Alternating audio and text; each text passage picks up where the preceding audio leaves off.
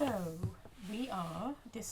we're thinking about unsuitable love, because your character that you're creating now, Sabrina, is unsuitably disposed romantically, let's say. Unsuitably disposed romantically, yes. He has to negotiate kind of a relationship at the end of after this long journey that both he and she have been on, and they've changed very much as people.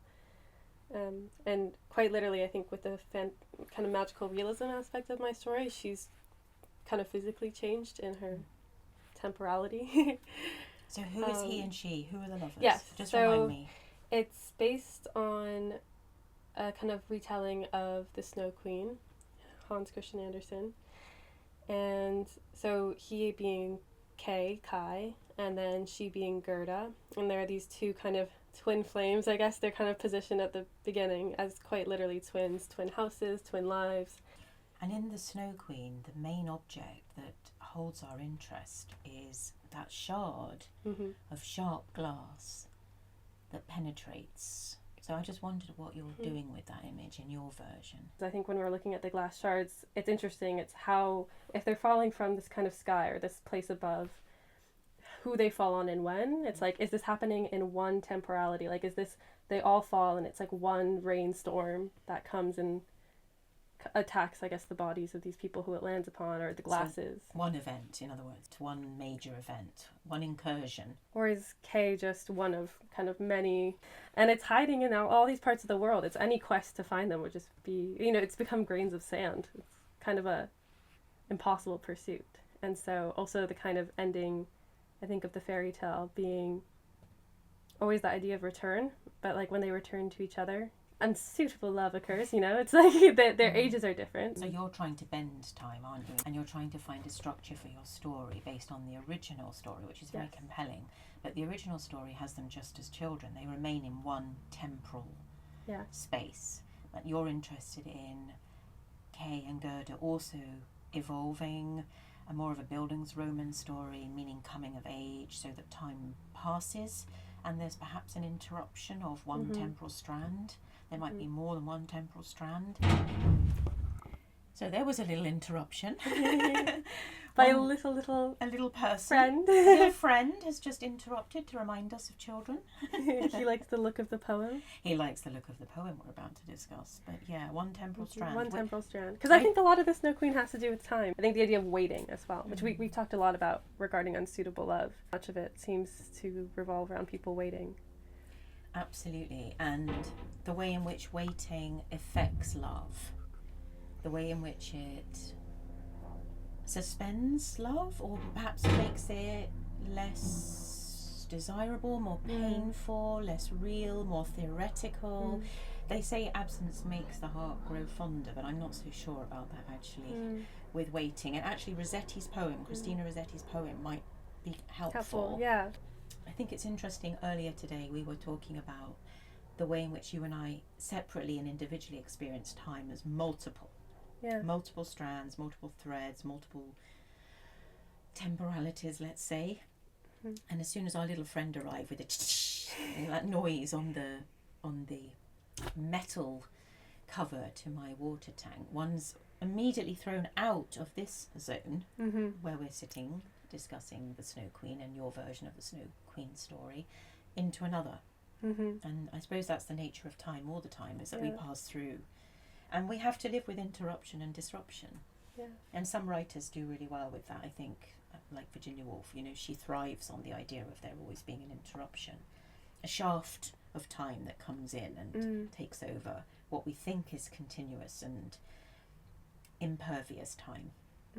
It's in fact always multiple. So this is Winter, My Secret by Christina Rossetti. I know we've looked at it before, but I think sometimes it can really help when you're trying to write in prose, a prose narrative, to be reminded of the compression of time in a poem. Because poetry has lyrical time, which is the time of the voice speaking out loud, but it also has so many other implied temporalities, the time of the lover or the other or the beloved who is beyond the space of this particular moment of address, and also the time of us as reader, because we're implied.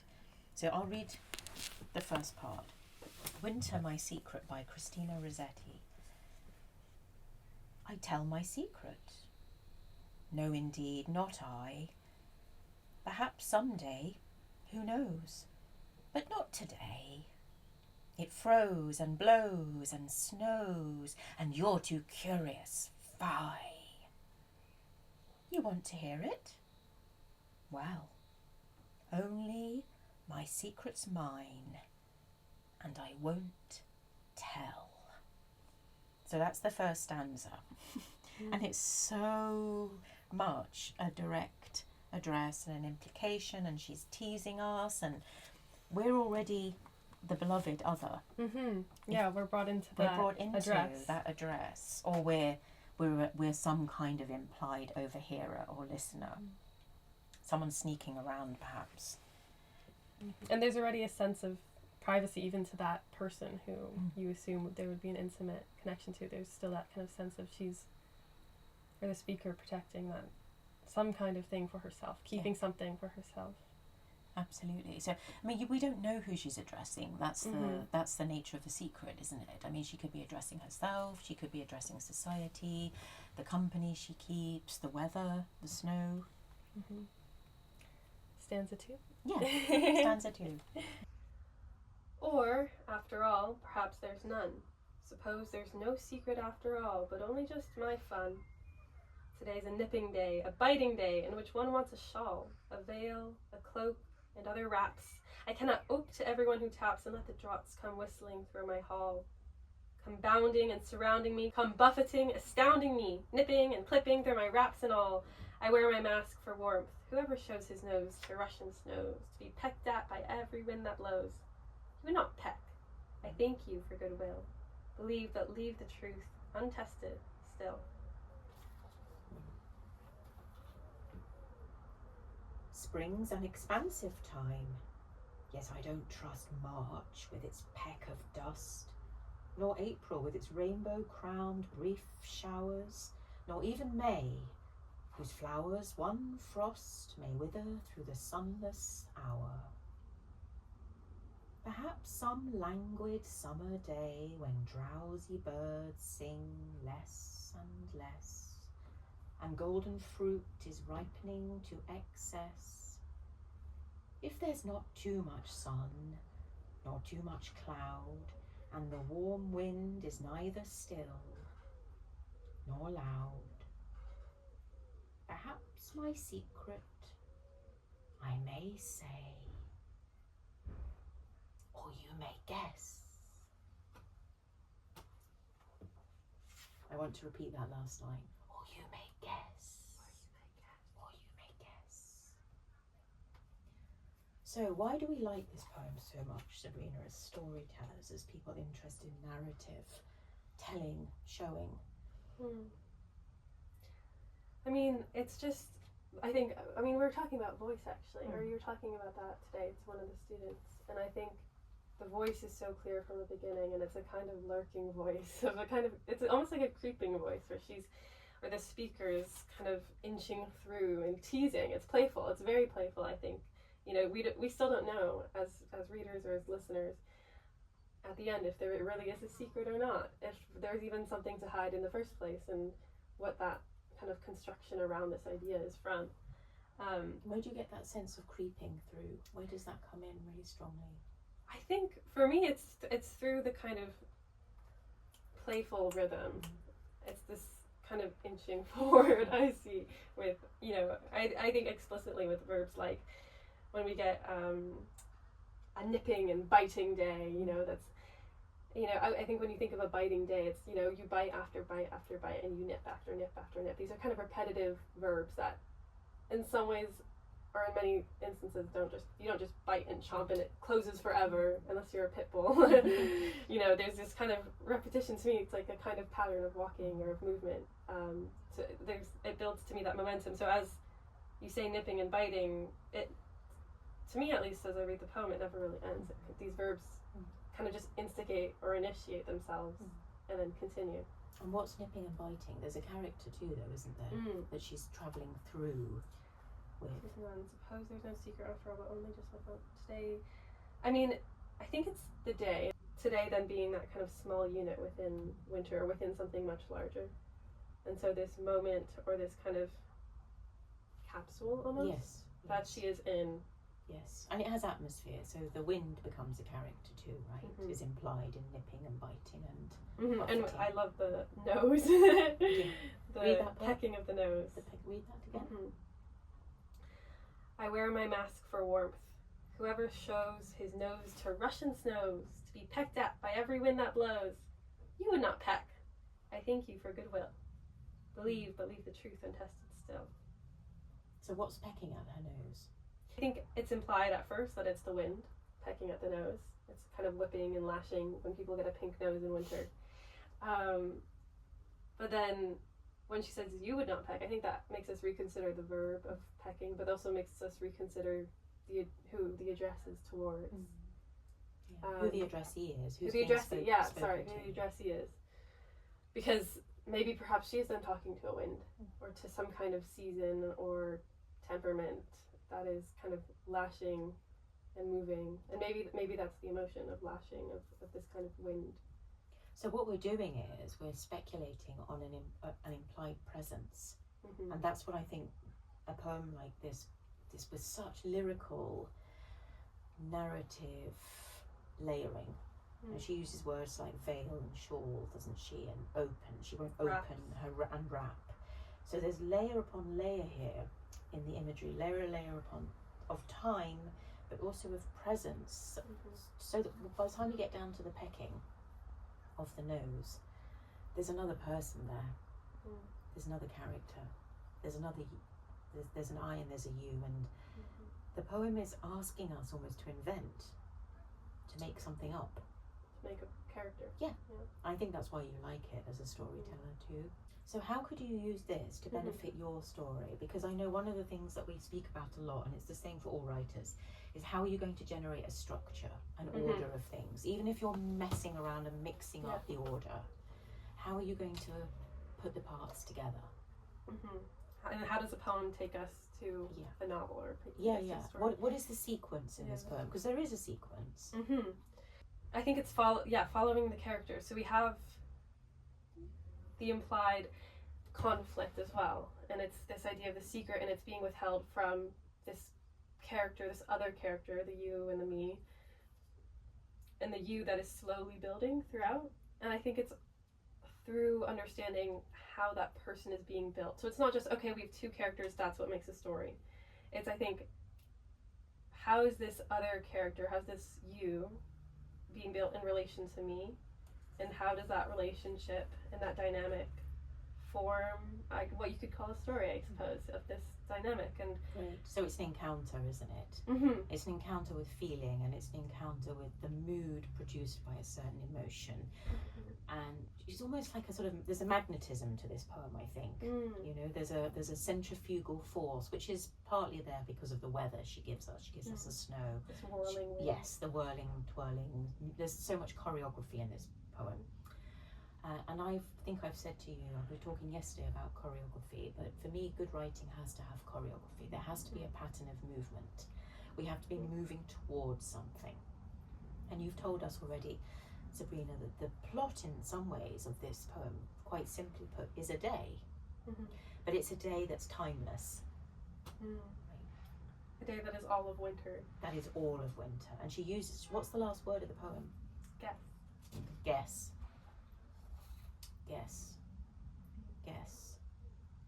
Which takes us back to the idea of the secret, but we're implied in that guess, aren't we? You may guess. You may guess, she says at the end, the speaker says at the end. And where is that word all? There is an all somewhere. Yes. Nipping and clipping through my wraps and all. And all, yes. So it has part of that wrapping. All of, exactly. So there's a sense in which all of winter, as you say, all days are held here, all time.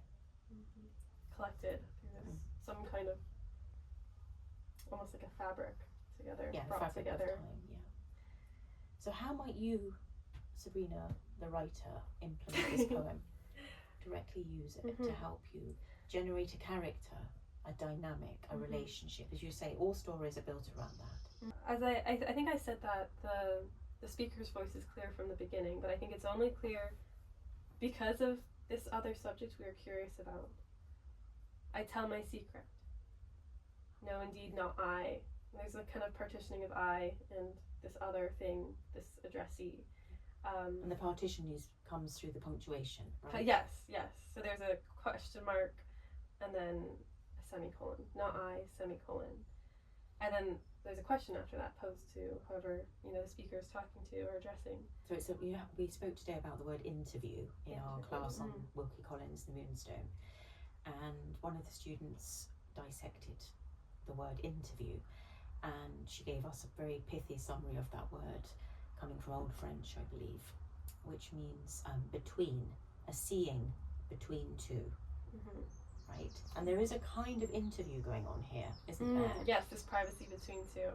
Yeah. And we are only hearing one voice, which does make me think a bit about what we're thinking about with, you told me with Graham Greene, the author, that kind of confessional writing where there's one kind of voice and writing as a way of confessing, but this feels like not a kind of confession in which someone feels they've sinned.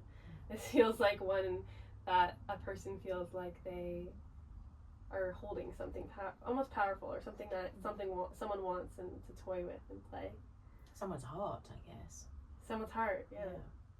Yeah, Graham Greene, the Catholic writer, who uses the structures of Catholic ritual, particularly the structure of the confessional space, the chamber, the priest hole, as a way of thinking about the drama of his narratives.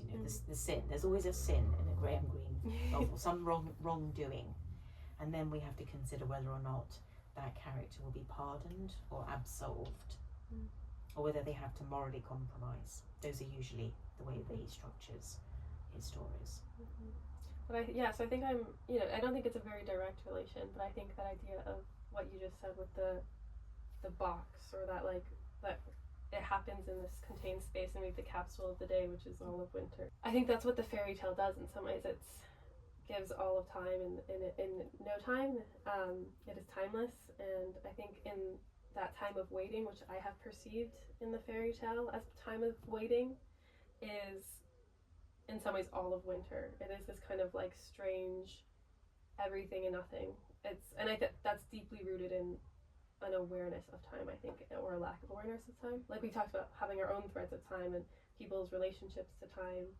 And so because these two children become under this spell, it feels like we, the reader, are waiting for them to be absolved from the spell. But in some ways they're no longer waiting, because they're no longer conscious of time. And that time has an end or an expenditure. And is that the time of love then? Or of yearning, or of longing? The two children wishing to be united? Because it's a story about separation, isn't it? The Snow Queen. The two children are separated. And there's an adult figure in the middle. Like this sort of witch figure. The witch to me is this person, or this figure that is somehow in her life has prioritized this idea of forgetting.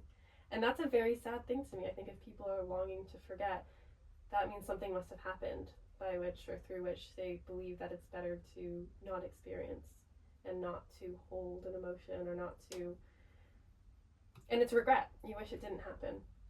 It's an erasure, isn't it? It's an erasure of an experience, forgetting. It's a returning things back to the blankness of snow, the snow in the Rossetti poem. Yeah, the blankness of snow, when everything is just the same. And your character, your protagonist, your narrator so far, you've chosen deliberately to write up a male character, yes? Yeah. How's that going? It's going really well. I think, at least. Did you get around to describing him physically? Yeah, I started drawing him, actually. And I started drawing, I love the image of the fishmongers, the fishwoman later. Wonderful. Where's that from? Just remind us. So at the end of the Snow Queen, they're kind of they almost become these pen pal figures, and they deliver, or Gerda delivers a message between the two that is written on dried cod skin, and so between the two children, between the two fishwomen, fisherwomen, and then the one who receives the cod skin cooks it for dinner, and I think Gerda eats it as well. So that's also a very interesting thing of how this material letter then becomes just a very comfortable, almost a family dinner that we were brought to, I think. So ceremony and ritual. Ceremony and ritual. And also I think it explicitly mentions in the fairy tale as well, like, they did not want to waste any bit of the fish, or they did not want to waste. I think there's a cycle as well, an idea of a cyclical thing there, of giving and returning. See how my urge was to try and unite the the characters in the story. I said Gerda and Kay were being united by the fish skin, but no. Yeah, when at that point it's like they're so far actually. Yeah. But it's like, yeah, there's always that, or the magnetism, like you said. Magnetic poles, right? Magnetic poles. And I think that is a very basic structure for a story, particularly a fairy tale or a fable. There's this painful separation between two characters who long to be united.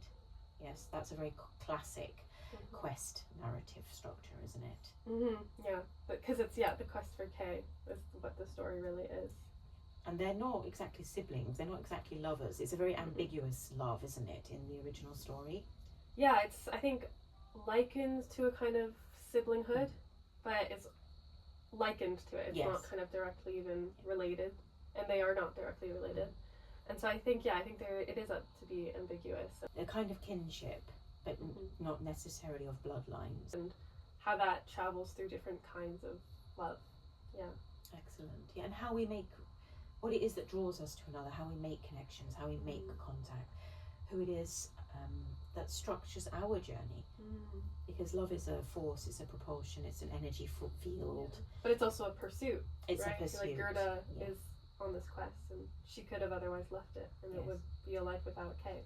Absolutely. But it is also, a propulsion into something slightly out of control. And it's a direction. So I think I suggested, I know that you like drawing as a way of thinking out your ideas and your structure. So you've drawn your character, your male character, your male lover, we're going to call him that? Yeah, maybe. I don't know how much of a lover he is at this point. I don't know how active he is in that regard. But we also spoke... Lover of nature so far. Lover of nature so far. But I was thinking too about about drawing a diagram to think about the direction of his pursuit and what it is he's pursuing and who it is he's pursuing. Yeah, because basically the story takes place with finally, I guess, Kay's pursuing something, we can say, because in the original fairy tale he's completely passive. He's almost like a wafting body that just gets flown around from the very beginning, and then at the end he kind of reawakens, and that's the end. Happily ever after. And so I think it's, for him, no time's passed at all. I think that's the other temporality I'm interested in, is his consciousness through that time. And then I think in retrospect, him trying to recall that time that he feels he did not remember, but he was physically present for. And so piecing together a narrative of his own life that he forgot much of. So your story is going to be a way of trying to reclaim Kay as a subject in time who has forgotten that time exists. But actually there were nonetheless parcels of time and pockets of time, or units of time. We've been talking about units with the poem. If we use it as a metaphor, the poem, there were stanzas of compressed time that he was living out, which he's forgotten. And that people have witnessed for him. And so he has Gerda's account, and so that relationship also becomes a way of knowing, I think, himself and his own history. So Gerda is going to be part of the reconstruction of his life that he's forgotten. So forgetting is, in some sense, your plot is a novel. Your story is a story of forgetting and then re-remembering. Forgetting and remembering, which we were talking about with the witch too. It's that exactly. So it's a story of amnesia, which is then restored. So a part of oneself which has been lost, one's history, one's cycle, one's lifeline, one's chronology, one's experience has been lost. And so the quest is to remember what was lost. But it's not necessarily going to be delivered by him. It's going to be delivered, you said, by a witness or by other or witnesses. Prompted by a witness. Prompted by a witness. Yeah, exactly. Because I think this kind of directly goes to what we said about love, is that I think the desire for people to know of their past, of their future, of themselves in time, even if, they hadn't forgotten time, to verify facts or to have photographic evidence to memorialize things, I think is is a similar instinct we have to kind of that idea of what we said of love, to this propulsion, this kind of magnetism to know, but it's also a pursuit. So I think it's something you kind of have to choose to do at the same time once you feel that impulsion or propulsion. That force. That force, yeah.